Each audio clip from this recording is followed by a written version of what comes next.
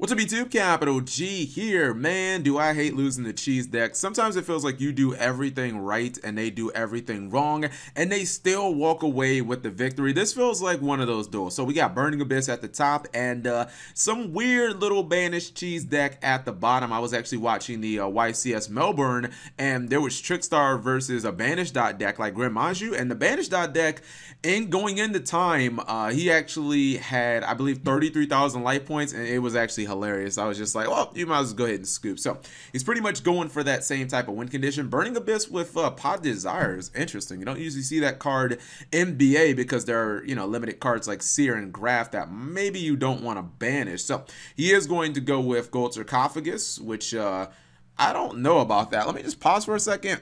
Wait, if he had a mistake, why didn't he use that on the Pot of Duality? Because Gold Sarcophagus does not add to the hand. Gold Sarcophagus does not stop, or it's not stopped by mistake, so that's a little weird. Anyways, he goes ahead and he banishes a copy of Necroface. You guys know the typical shenanigans. He's going to get his back row damage condenser hit with Twin Twister. He gets Regeki'd on his Cyber Valley, so he's not able to block an attack. And his hand is kind of looking like some boo-boo here, to be honest. Necroface is one. He's just going to summon Cyber Valley and then set another copy of Damage Condenser. And his opponent's going to go for Farfa off of the Dante effect. And he's going to get really powerful play here as he gets Seer. And now he brings back, that is Lipic, I think. Yeah, he's going to activate Damage Condenser. Summons a copy of Battle Fader. Why? Wait a minute. Isn't Battle Fader 0 attack? Okay, I don't really know what that was about. He's getting shut down by hand traps a lot here. He gets hit with Ghost Ogre and Ash Blossom. Really doesn't have any plays here. In fact, what did he set? He set a copy of Necroface. That might actually hold up depending on what attacks. He's going to get burned by Barbar.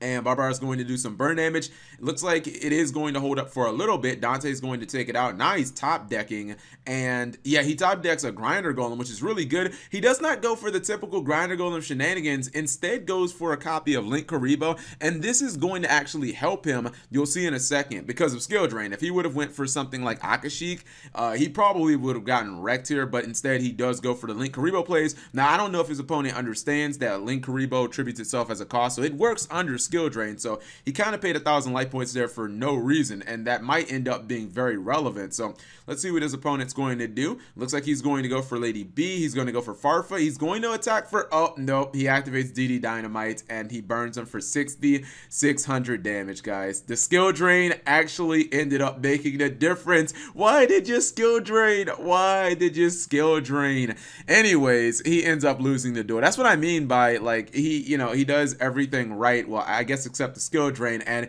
he ends up losing the cheese, but sometimes that's just how Yu-Gi-Oh goes. Anyways, hopefully you guys did enjoy the duel. If you did, give the video a thumbs up. Thank you guys for watching. As always, subscribe if you have not already. Turn on that notification bell for daily videos.